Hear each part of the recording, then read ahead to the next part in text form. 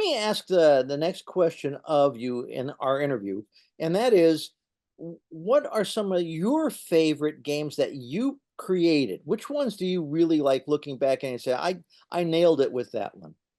As long as I'm allowed to name several, it's okay. Yes, Um, absolutely. I don't like it when people say, Steve, what's your favorite game? Because that's a lot like, who is your favorite child? Yeah, exactly. Let's just not answer that. Yeah. No, Um, whatever you want to answer. What, how there are many, different, which, different what? games for different reasons. I think,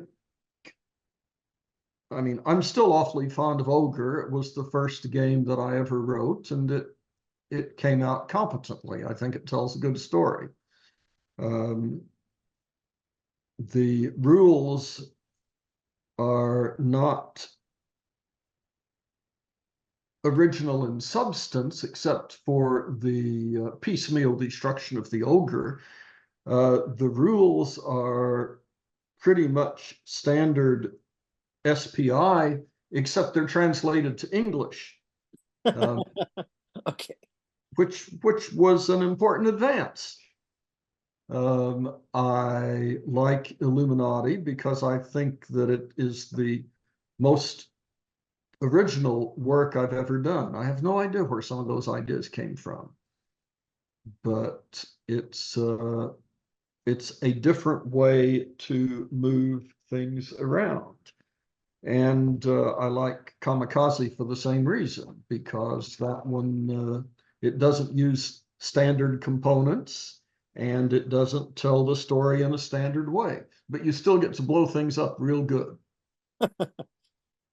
Speaking of Kamikaze for a second, that's when you owned Fire and Movement magazine, right? Yes, And that was back in the what, the 80s? that would have been in the 80s, I'm almost certain. Yeah. Yeah. What was your reason for picking up Fire and Movement at the time? Somebody needed to.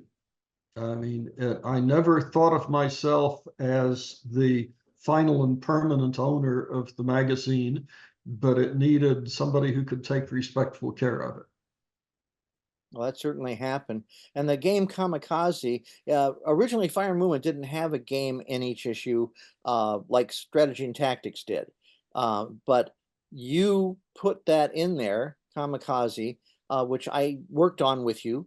And for the people who are listening, Kamikaze involved the Japanese pilots who threw themselves against the American fleet in the Pacific War, and thousands of them gave their lives to try and stop the American onslaught up against eventually hoping Americans would reach the home islands. Yes, what? Going to nitpick, was it really thousands? How many trained as kamikaze pilots? You know, that's a really good question. The first time they did it was when we invaded the Philippines, okay? And that was sort of on the fly. Uh, Yeah, yeah, the, those men weren't trained.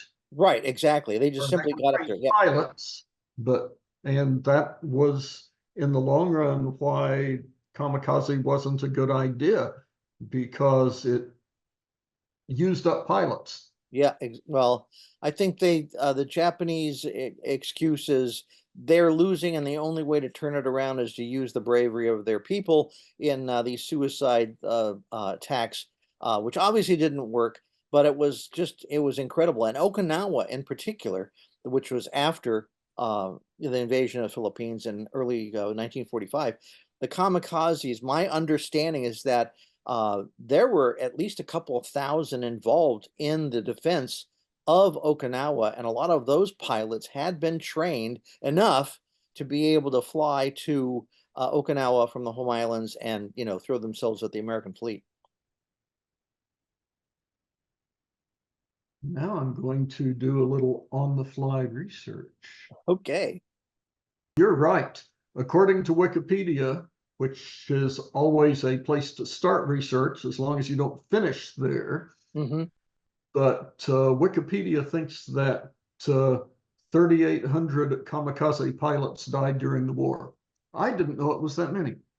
Yeah, it's amazing because Japan was not an industrial nation like the United States, and yet they produced thousands of airplanes. So they somehow figured it out without having huge sources of for fuel. They didn't produce it, any oil or anything in their country, or steel or iron. So it was just amazing that they were able to pull that off in World War II. But that game, what we can do is, do you mind giving a sneak little hint about what you and I are working on next? I think we just did, but go ahead. Yeah, you're right. Yeah, so I can't be coy about it. We're hoping that One-Page Bulge shows that there is an interest in some of these old games that can be brought up to graphic standards at least, and hopefully improve the playability, some of the things that we can do with it. So if this works out, because next year is the 80th anniversary of Okinawa and Iwo Jima, we can do a new edition of Kamikaze, which would be the next project you and I work on together.